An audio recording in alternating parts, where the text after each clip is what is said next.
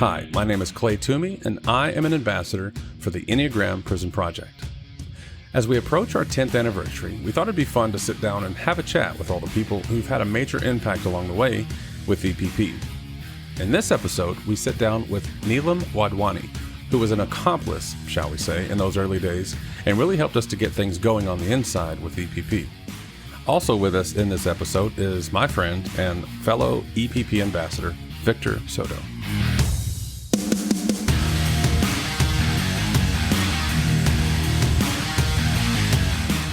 Basically, we're just, we're telling the story of EPP over the next 12 months because next year is our 10-year anniversary. So we've been a thing now since, 2012.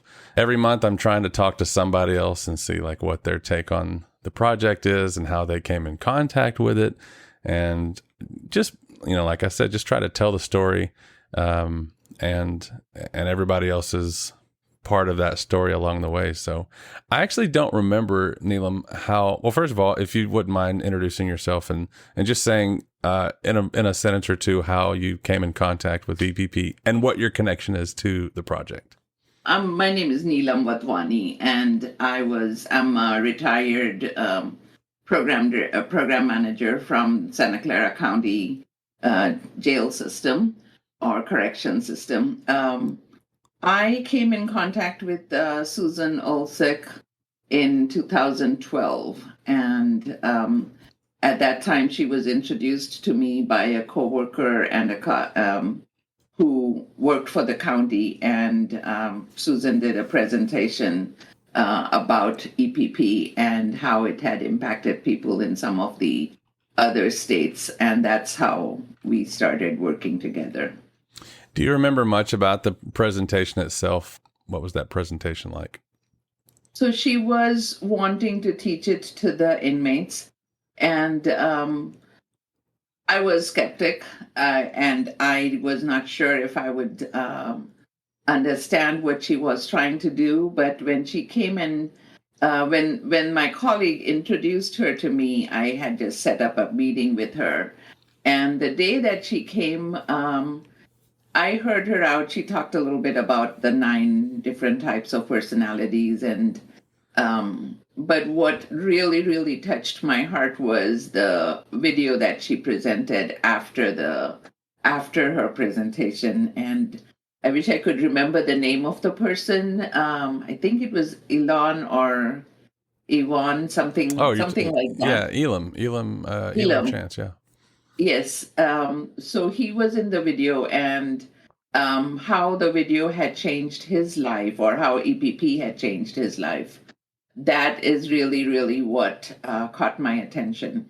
And also at the time, our programs and the county were going through a really, really bad budget crisis. And I really wanted to bring in new teachers into the system who would be willing to come in as volunteers or actually at low cost. And Susan was willing to do both of those. The first 12 weeks, she was so confident about EPP and its success that she told me that for the first 12 weeks, she was going to volunteer all of her services. Nice. And at the end of the 12 weeks, we knew what we had got in her. And so the county was able to sign up a contract with her, and we had already tested the product now. And so we really, really saw the difference. And I think Vic is the one that actually was like the I'm forgetting my words.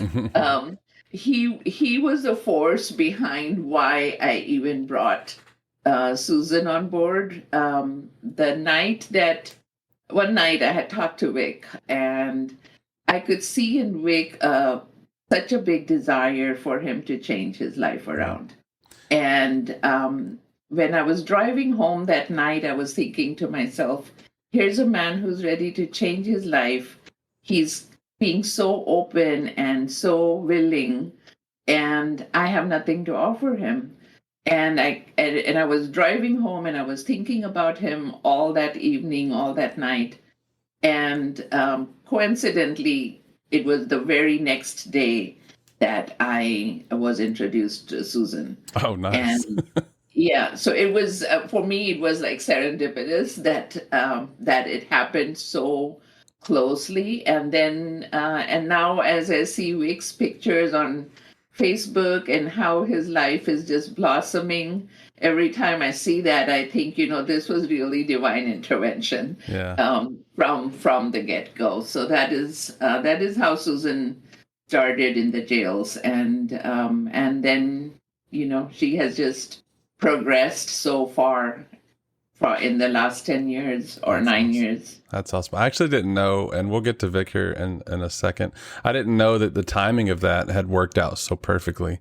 And I think the perception that most of us have, at least here in the States, in American prisons and jails, is that it's a very punitive system, and there's not a lot of, I think most people don't expect that there's a lot of compassion and that people don't always care. So to hear you talk about that you were driving home from work, and that you felt something about someone who was wanting to change and that you had nothing to offer them. Like I feel something hearing you explain that, and it makes me, I don't know if sad is the right word, but there's an emotion there that I can't quite describe, because I don't know that I would ever have expected like a jail staff member to have that perspective. And I think that's just on me for being wrong about my perspective about how corrections can go sometimes. So I think it's worth pointing out that I need to kind of change how I see things, but also like it's refreshing to know that there are people who work, in that space, who actually care, and it's not all about punishment and holding people from freedom and all that stuff. That you're actually there trying to serve a purpose. And of course, the timing of it all with meeting Susan, the next day and all that stuff is actually pretty cool. So I actually learned something today. Like already, we're not even like 5 or 10 minutes in, and I'm already learning. So that's awesome. So Vic, at that point, how long had you been doing time? Well, at that time, I got locked up on December 23rd of 2012. Yeah. And I got sentenced to 4 years and a half, January 25th, 2013. But prior to that, I couldn't keep myself out if, my life depended on it. Right. So this was the last of my 17 years of being incarcerated, of going in and out. And, man, I don't know if I ever told Neelam this, but, the day I got arrested, man, was probably like, for the first time in my life, the best feeling I think I've ever had, because my life was so out of control. And I just couldn't put my feet on the ground anymore. I couldn't grasp reality. I couldn't get my life right. So when I got arrested that morning, man, it was the first time I can take a deep breath and breathe. Most people hate going to jail. I don't blame them. Going to jail, it's not fun, but sometimes it has to be put in your path in order for you to see things, or to actually regain, your thoughts and what your life is really going to turn out to be. And, I even thanked the cop that day for putting me in the back of the car, and he's like, "Why are you thanking me?" I said, "Because the first time in a long time I could finally breathe." So I already knew that when I was going, I wanted to change. I wanted my life to go in a different, a different way, in a different path. I just didn't have the resources. I didn't have the support. I didn't have the people, the positive people in my life to actually get me that, to give me that push. And so when I actually got sentenced, I went to the farm. I was in barracks 2 for about 2 months. A lot of people were talking about go to RCP, it'll help. But Coming By the from way, my you're speaking in code a lot. Like all of us know what you're talking about, but what is Barracks 2 and RCP and all this stuff? So Barracks 2 is a housing unit that's, on the farm. The farm is where your general population goes if you're downclassed and you're able to go sit on the farm and do your time in general population. Gotcha. RCP is the regimented correctional program that Elmwood offers as far as like behavioral therapy and behavioral modification classes and stuff like that, drug addiction. So, coming where I come from, the streets and, being, an ex-gang member and doing all this stuff is like, you look at RCP is that's just a way out because you don't want to function anymore. You don't want to participate in the activities that go on in the yard. And, for a long time, I cared about how people viewed me and how they saw me. You know what I mean? So I still had that barrier up where, I'm not going to be like that, and I'm just going to go to RCP. I joined RCP because I wanted to change my life, and I literally took it serious. At first, it was uncomfortable because everybody looking at me on the yard when I went to class, made me feel uncomfortable because it made me feel like I wussed out on what I'm supposed to be doing or because of what I was part of, and that wasn't the case. It took me a while to be able to not pay attention to that. So in RCP, I became a cadence caller, and then I became their head cadence caller, which is the orange hat, right? Which you're in charge of, RCP as far as the guys in the barracks go. How do you get to that point, by the way? Do you have to is it just a matter of saying, I want to do this, or do you have to prove yourself? You literally have to prove yourself, not get in trouble, get up on time, don't get any write-ups, pay attention to class, do all your assignments. So you kind of had your shit together to an extent already by that point. At that point, I was more clear-headed, and I was like, okay, this is, I can do this, you know what I mean? And so when they asked me to be one, which was really uncomfortable because now everybody's looking at you even more because you got this bright orange hat on and they know who you are. And the thing is, in county jail, they look at the orange hats as you're a snitch, you're a tattletale, because you have to hold guys accountable. Yeah. And for the first time in a long time, I said, fuck it. I don't care what anybody thinks about me anymore. Yeah. I'm going to do this because I'm doing it for myself. So I ended up doing RCP for over 14 months, and I was getting complacent. The curriculum was repetitive because every 8 weeks you do the curriculum over again. So I was getting really stagnant in moving forward because I went to trauma therapy. I finished that. I got my GED there. I finished computer class there. I took every class that I can take. And I was getting to a point where, I was fighting within myself, like, what else can I do here that hasn't been done to where I can better myself? And, the classes and stuff were getting very, very slim. And it's, and the crazy part is because of my track record there and because of my history, you have administration, you got classification, and then you got the Department of Corrections officers there.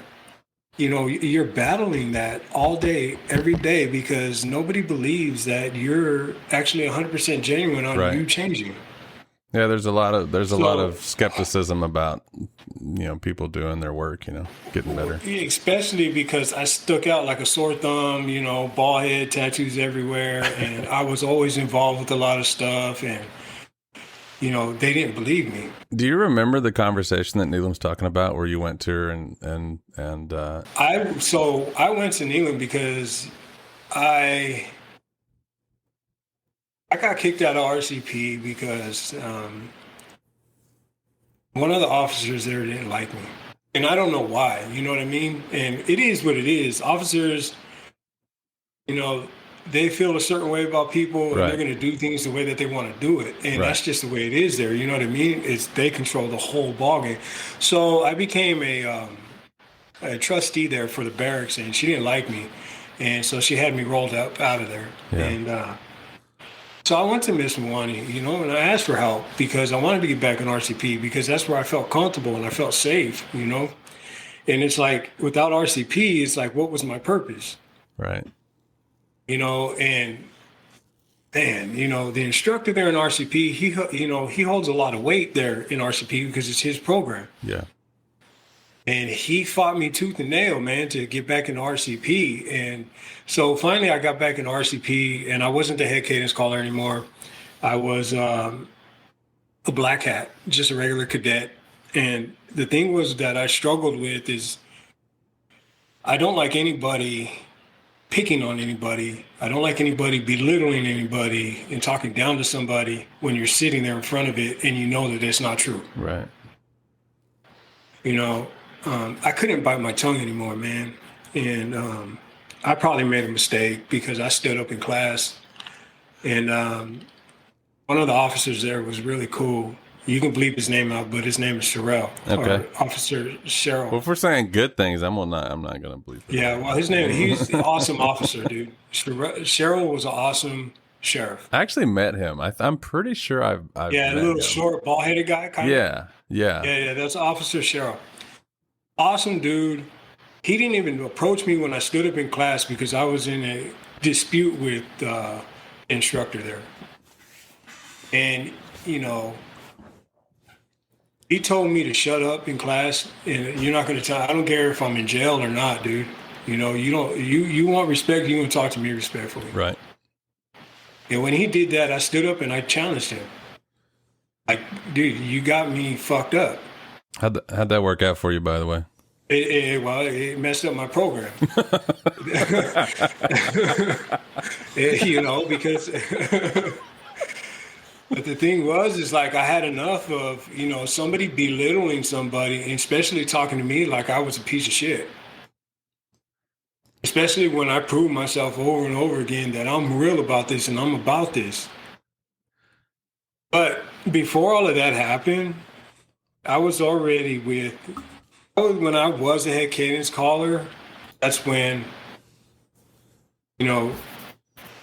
Susan came in and did a presentation.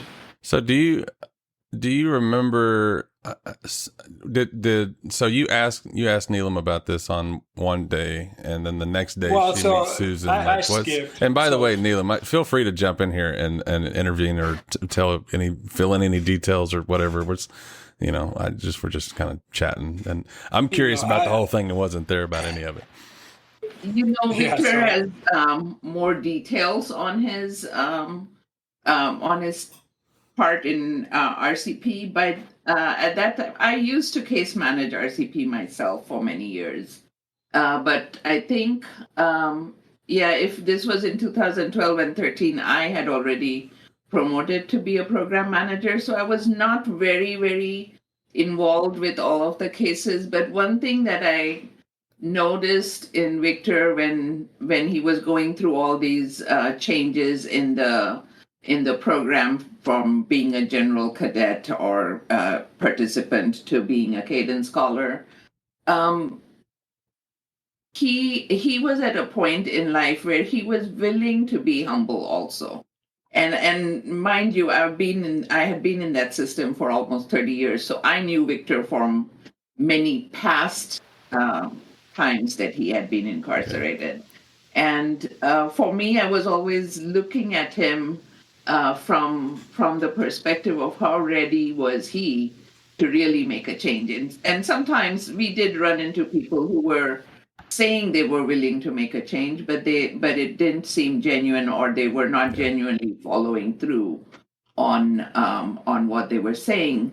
But this time in Victor, what I was seeing, in spite of all the ups and downs and things that were fair or unfair, and there is a lot of unfair that does happen in jails, he was willing to work through it and be open to learning from it and growing from it. He was not going to let anything and anybody keep him in a place where he was going to be stuck. And that included me, because at one point, and I can share the day that Victor was getting released from custody. This was when realignment had happened. and he was going to be walking out of there with no probation, no parole, nothing. He was walking out of there as a free man.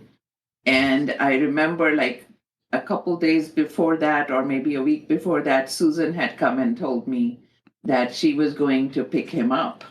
And he was getting released at midnight. And in spite of all the change and all the work that I had seen happen in Victor, I was still a little leery about having Susan pick him up. And my first question to her was, "Are you going to pick him up by yourself?" And she said, "No, I'll have my husband with me." And that gave me a little bit of reassurance that she was not coming by herself. And Susan walked me through the process, because it took me a while to come to the conclusion that, he was walking out of there a free man. Yeah. And I could not keep him or hold him back in any way. It was not my authority or responsibility, or it was not my choice anymore. Yeah. And so we went through the whole process. We discussed a lot how she was going to pick him up and how she was going to take him from custody and then take care of him. And I remember that that week that she picked him up from custody, and I think it was around Christmas time. I think it was the day before Christmas, wasn't it, Vic? Yeah, it was actually my birthday, because I got released December. Well, actually, it was the day before my birthday, December 23rd at midnight. Yeah. And that week later, about a week later, she came back and she told me how they had got the social security card and whatever else. I don't remember what exactly. Like, she had helped him get his ID, and then she said, and I put him on the airplane, and he's on his way to Arizona.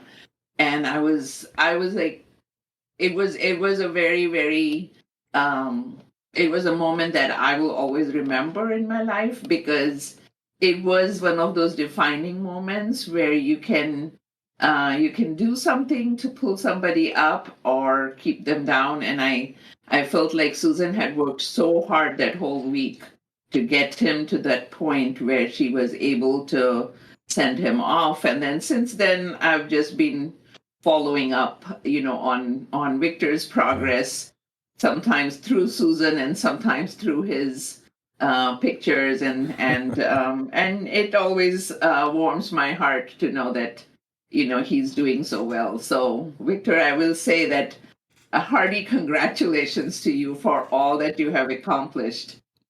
And I love the pictures that I see of your fiance, and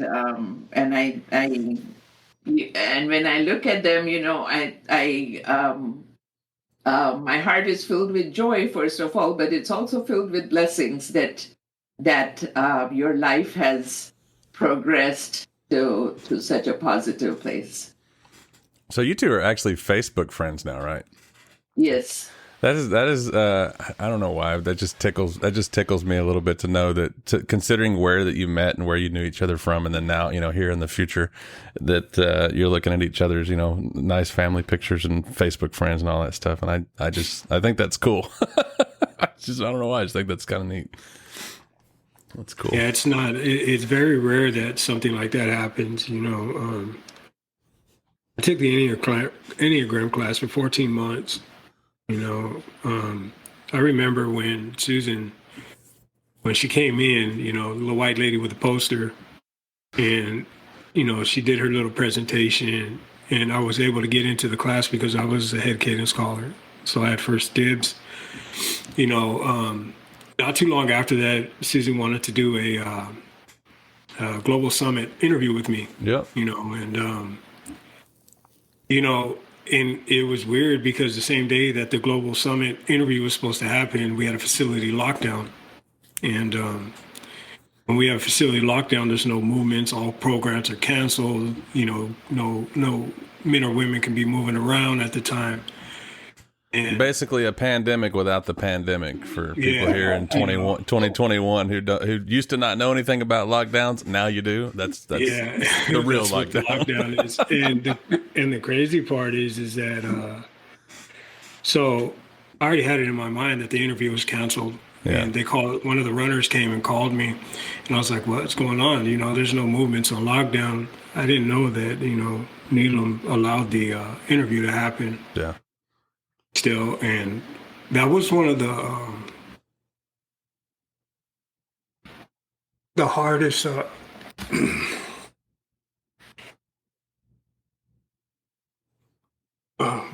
That was one of the hardest interviews I ever had to do.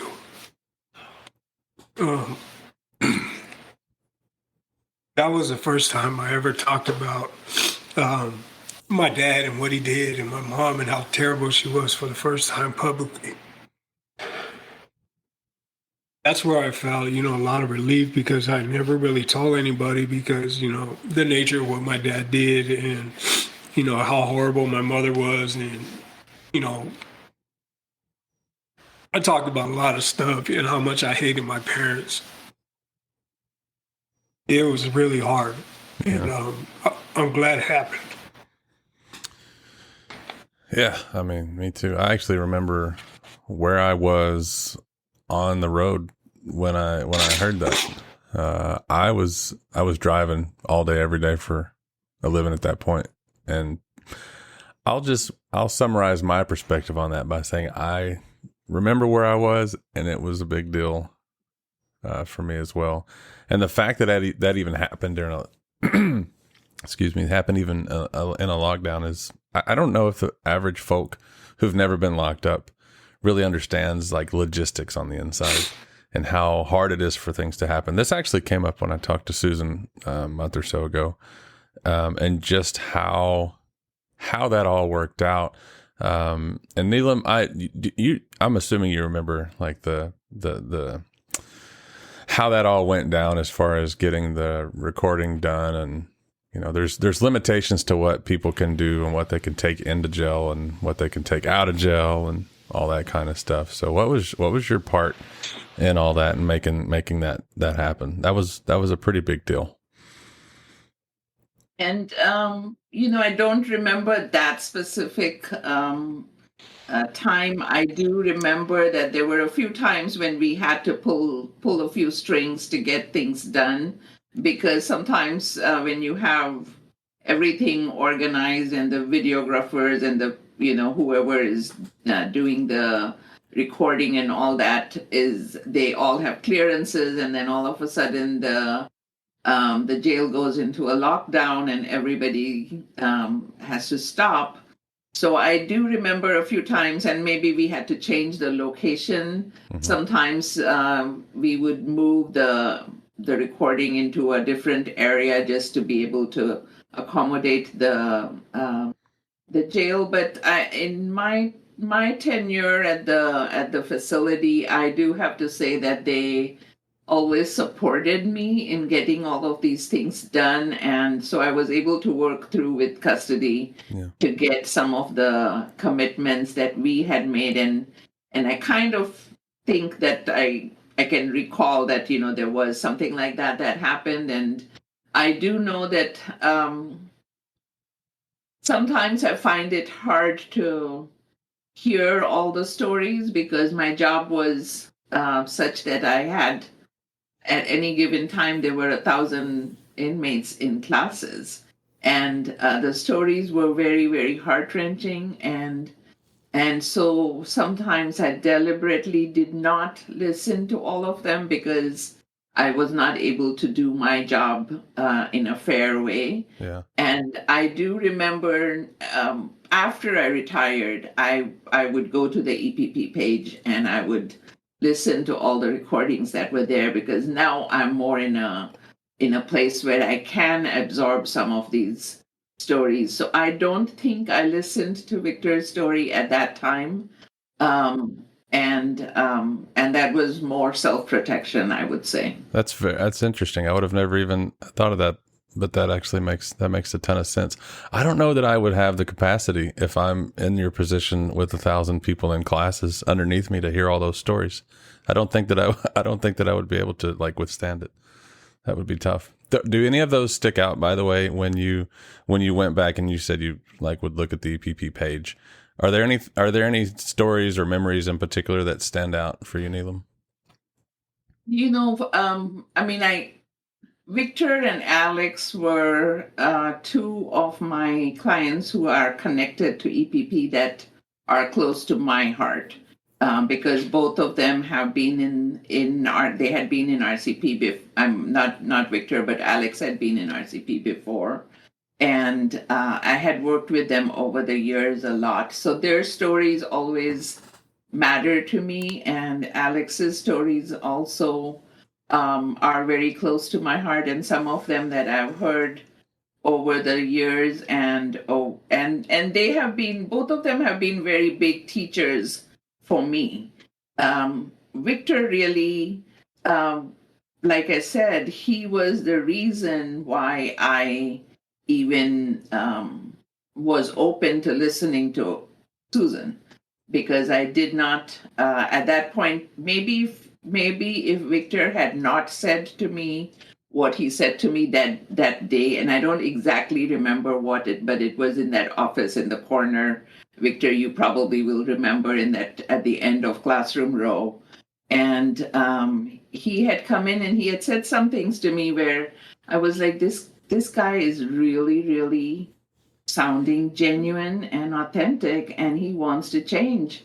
And our community does not have enough resources, and that day it was even more apparent to me that I could not offer him anything. He was going to leave the jail as a free man. I knew that his charges were he was not going to have probation or parole, and all I was going to have to offer him was to go to outpatient treatment or something like that. Yeah. And I knew that was not going to keep him, it was not enough to sustain him and to help him stay on the right path.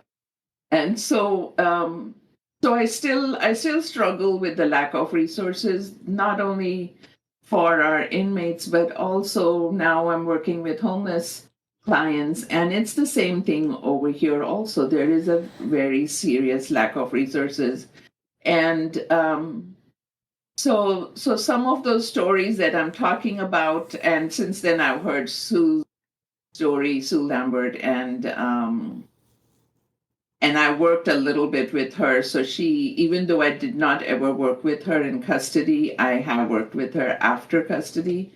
And these are the stories that really impact me. I've attended some sessions with EPP when they were at the reentry center, and I was always so impressed with Alex and how intuitive he is to understanding what someone is saying. So both Alex and Vic have been very big teachers for me.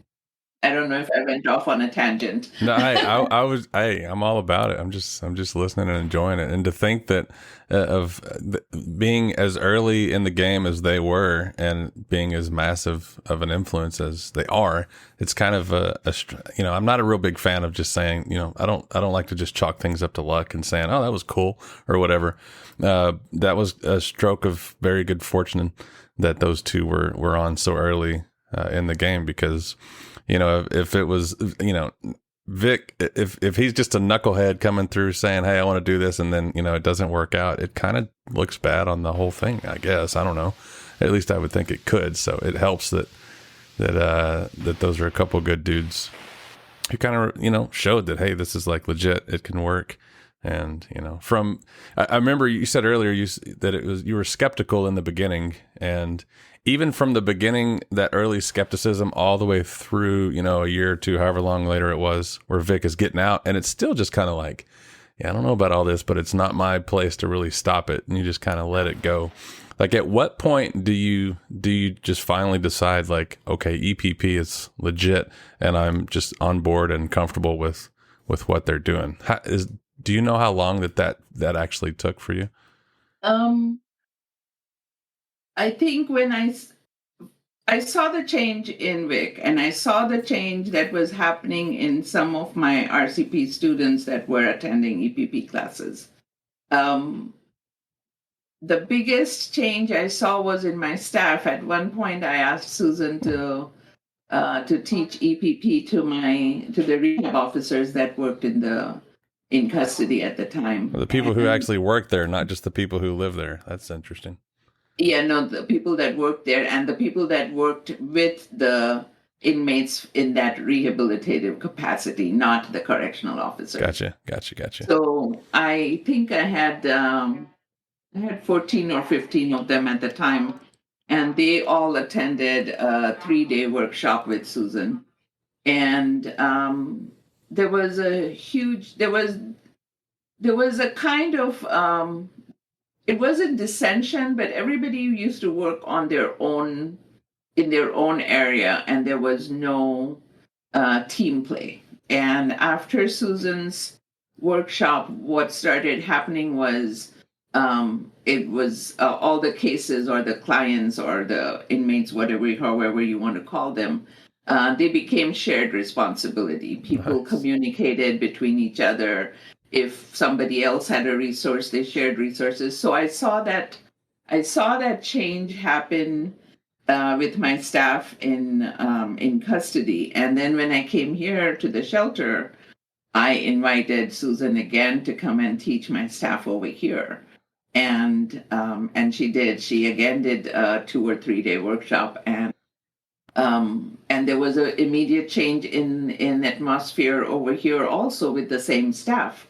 And so that's when I started to really be convinced. Now, a part of me, when I'm talking about the day that Victor was being released, a part of me was also, I also felt responsible for Susan, because I knew that I was the one who had brought her into the jails, and I just wanted to make sure that she was safe also. Yeah. And so I don't know if that kind of responsibility will ever leave me, because for me, I was in a place, and here also I'm in a place where I'm not only responsible for my clients, but I'm also responsible for the staff that are around here. And so from that perspective, I had to make sure that everything was thought through, and the plan was completely, totally implementable and feasible and safe for everybody in question. And so I don't think that will ever go from my personality, because that is probably my innate personality. Yeah. But yeah, I am completely convinced now that EPP does make a difference, whether it is for inmates, and Sue has actually come and taught some of my homeless clients here, Nice. and that has been very impressive, and also for professionals and staff. So I think if you would ask me when did it actually happen, I think it was after my staff attended that workshop in custody. That's when it started really hitting me that this is making a change, and it's making a change in my own life too. That's awesome. Thank you for that. I want to be mindful and respectful of your time today. We've only got about 3 more minutes before the top of the hour here. So I want to just leave it open without a question or anything. And just, is there anything that we didn't cover or that you didn't say at some point in the conversation that you'd like to include, or anything else? All I would like to say is that it has been a blessing to work with Susan. She has become a personal friend, a personal confidant. Whenever we don't meet very, very often, but whenever I do meet her, I always look forward to seeing her. And I always make a list of things that I have to share with her. I feel blessed to have been a part of, at least a small part of the success of EPP, and all the people that are benefiting from this wonderful service program philosophy, whatever you want to call it. Well, I'll say that I'll say that it's not a small part, because I know enough of the story to know that you were a major role in the early days for sure. And actually, I decided that, we have different titles or different labels of different people in the project. So there's like the ambassadors, and there's the facilitators, or the guides, or all these different things. And I decided that that we're going to start calling people accomplices when they, because everybody needs a title. So you're like officially an accomplice of EPP as far as I'm concerned, and that's not like going to be on a business card or anything. Or I guess it could be. If you really wanted a business card with accomplice on it, we could probably make it happen. But I don't know. We're thankful for people like you, and grateful that we've encountered you, and that you've been a part of it. And Vic, anything to add with Neelam before we let her go? Well, the thing is like, if she wouldn't have took that step into letting Susan in, my life wouldn't be the way it is now. So you don't have a small part to play in it. You really have one of the biggest parts to play in my life-changing events, whether you can see that or not, because you gave me the opportunity to meet Susan. You gave Susan the opportunity to meet me and to help me, further on my life and changing, my behavioral patterns and my thought process and learning how to trust. So if it wasn't for you, Neelam, like, honestly, the things you see about my life and the way that my life is going wouldn't have been possible, because if you didn't let her in, then I wouldn't have known her. So, I just want to thank you for giving, guys like me the opportunity to further our life and to see what our life can be. I never had a chance to tell you that, and I'm glad I could tell you now. Thank you, Vic. And I hear you, I receive it, and I will say that the work has been yours, and like I said before, you have been a big teacher for me. You've given me the opportunity to understand that we should be giving people chances, regardless of who they are, and cannot stand in judgment of anybody. So thank you for being a big teacher for me. Neelam Wadhwani, thank you. I appreciate your time today. I appreciate your time in years past, and probably years moving forward too. Let's be honest. It's good chatting with you today, and thanks. Thank you. Have a good day. You too. Bye-bye. Bye-bye. Bye. Sweet. We're still rolling, by the way. I went ahead and... Okay. There's a lot still that goes into that. She when she allowed that interview to happen, man, like, yeah, it was very, that's when, I understood that Neelam was like 100% genuine about helping us. And she was a very busy woman, It was really hard to get a hold of her sometimes. And, I did go to her and I told her, like, I need help. Like, I don't know what I'm going to do when I get out. I don't know what's going to happen, because, really, if you think about it, reality wise, if you don't have anywhere to go, like, my house was seized, man, you know what I mean? So I didn't have anything when I got out. I only had the tank top and a pair of shorts that I went in on.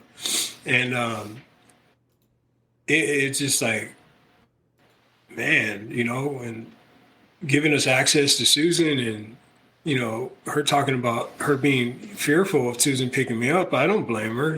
Nobody knows anything about anybody except what I'm telling you. Well, that's just logical. I mean, you have to be concerned, and you could say all that. Well, give people a second chance. Okay, let's be honest here. You got this nice lady picking up an career criminal. Like, let's call it what it is, right? And by the way, midnight. Hello. Midnight, really? We're letting them go at midnight. Right. So I actually didn't know that. In Texas, they do it a little differently. I guess at the county level, you can get out at midnight, but they don't let you out at freaking midnight. If you're general population. People who look like you don't get let out at midnight to people like Susan. It's just it is what it is. The crazy part is, The crazy part is like general population, if you don't have a ride, they'll let you out in the morning. You know, if you do have a ride, they'll let you pick them up at midnight, and they let protective custody out at a different time because they don't want you seeing each other. Yeah. And you know, the craziest part about me getting out that night, Clay, was I walk out and I see two of my homeboys there with the homegirl, and then I look to the right and I see Susan. My people have never showed up to pick me up before a day in my life. Yeah. And what Susan gave me right there was the opportunity to make a choice. Yeah. Whether I'm going to go into the unknown or I'm going to go with people and do what I do best. And I went with Susan, and I don't have no regrets. As uncomfortable as it was for me to go that night to a house I never been, to be around people I never, you know, been around. You went to Susan's like home, right? I went to her home, dude, and you know, I met, you know, her three boys, and I met Rick, and they're all giving me hugs, and I'm so uncomfortable because I'm around these, you know, this family that I have no connection to, or you would never see a person like me around. And the thing is like for the first time, when I sat at their dinner table and I watched how they worked as a unit, as a family, it made me realize for the first time what I was missing my whole life was a sense of belonging and a family. That's what's up, man. So the people that came to pick you up, like you obviously went with Susan. Were they tripping, or were they like I'm mad? I don't know why. Like, this is just my stupid brain, but like in my head, I'm picturing like this 80s movie where it's like the good and the bad. You got to make a choice, and Susan is like, you know, do what you feel is right, you know, and like and then the other people were like, hey, Pato, you got to come with us, you know, like do like this 80s movie kind of thing where they try to guilt you into it. But like, what was it really like? Did they care, or did they think it was weird, or what? You know, or did you even talk to him? Really, you know, I went up. No, I did actually. You know, I walked up to him and I asked, the first question was like, "What are you guys doing here?" And they were like, "Well, we're here to pick you up." And you know, when I looked at Susan, I said, "You know what, guys? I appreciate you guys coming down here, but you know, I'm gonna go with her. I have things I have to take care of." And it was the best decision I ever made. I actually got to hang out with them for a day or two. Susan took me to go see my mom. And, you know, after that weekend, they put me on a plane, and I was in Arizona, and I've been here ever since. And it took that push, and it took me to leave home and go to a different state to make my life work. That's what's up, man. And I'm okay with that because my life hasn't been bad. You know, it's every day, it's an improvement every day. I mean, I either got more blessings than I ever had and that I ever deserve in life, you know, for how my life was. Man. You know, I'll always tell Susan, you know, her showing up saved my life, you know, because if she didn't, I'd be sitting in a prison cell right now. One of the hardest things about staying out is the first few decisions you make are so much more crucial than people realize. And it's so easy to just like go say hi to the homies, or go have a drink, or go do this, or go do that. Go do whatever thing that you've been wanting to do for however long you've been locked up.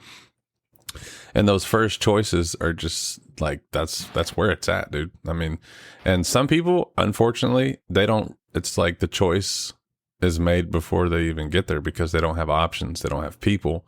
Nobody cares for them the way that they need to be cared for. So just the fact that somebody's there for you and provides you the opportunity to make the right choices, it's a big deal, man. Yeah, it definitely is. And it definitely led my life to where it is. And yeah, I do the work every day, you know, and I try to keep a level head every day. And honesty is my best policy these days, and being 100% transparent about where I come from and what I've been through and what I'm doing today only, you know, it only seals the deal on, you know, what this stuff can do for you, what EPP can do for you, what the Enneagram can do for you. As long as you utilize it every day and you put it to use, you know, you can change your life and things can be right. I have a question. This is totally unrelated, not totally unrelated, but something you said made me think of this. And I wonder if it's the same for you as it is for me. When you have, like, I don't know what people think. I don't know what like the average thought process is with regards to, ambassadors for EPP or just people who are generally doing good, I think, or doing well these days. You said something in a call. I don't remember if it was a private call or an ambassador call or a panel. I don't remember where it was, so I'll keep it like vague. But you basically said like it's not always easy, and I don't always want to do the right thing. And I wonder. I said that I think it was San Quentin. Was it? Okay. So that's why I get all of them mixed up. And so, I don't want to like spill the beans on something I wasn't supposed to, but so. Well, I mean, I think I said it. I did say it in San Quentin when we were there with Dr. Monte and everybody. Yeah. And I also said it on a call that, just because, your life is on a good path, it's never easy. You have to constantly do the right thing. You have to constantly watch what you're doing. I met a few people that believe that their life is better because they came in contact with EPP while they're doing time. It's not all, rainbows and stars, when you get out, your life is not fixed, you know what I mean? Because it's hard. Hey, shit is fucking hard, dude, when you get out. It's not the easy thing to do. If anybody ever told you being responsible, paying your bills, and being a fucking adult was easy, they lied to you. It's the hardest thing in the world, but you know what? It's the most rewarding thing in the world. That's what's up, man. Because being responsible, being able to work, being able to pay your bills, being able to do things and not have the cops take them from you because you paid for them or because you earned that is the most rewarding thing. And you can't take that from you. Good shit. Dude, if you ever write a book, and I don't, you've never even said that, so maybe it's like the last thing from your mind, but you have a good title, man. Are you writing a book? Is that what you're about to tell me? You're thinking about writing a book? No, well, I already started. Are you serious? Yeah, it's just so. Is it like an autobiography or is it something else? It's going to be an autobiography with the story of life and giving some opinions about my opinions about life and some advice and stuff like that. So it's going to be a little bit of everything. It's not going to be a big book. It's going to be a short story. Yeah. But it's also going to be a big explanation about a lot of stuff. I'm going to keep a lot of stuff out because I can't talk about a lot of stuff. But, right. I've been working on it. So, yeah, I'm in the process of writing one. Oh, that's cool. I had no idea. I was gonna say, like, you said a phrase a minute ago when you said, da-da-da, this, that, and the other, and you said, and I'm okay with that. Like, I love that phrase. Like, I love the idea. Phrase was it? Can you replay it and then send it to me? Yeah. Well, it's the phrase was, and I'm okay with that. Yeah, I wish we had more time, but it is what it is. We'll do it again. Yeah, till the next one. Right on, man. Love you, brother. Talk to you later, man. Love you too. Later. Bye. For more information about EPP, please visit EnneagramPrisonProject.org. We appreciate your time and attention today. Stay tuned for future episodes, which you can expect on the 12th of every month as we continue to tell the story of Enneagram Prison Project.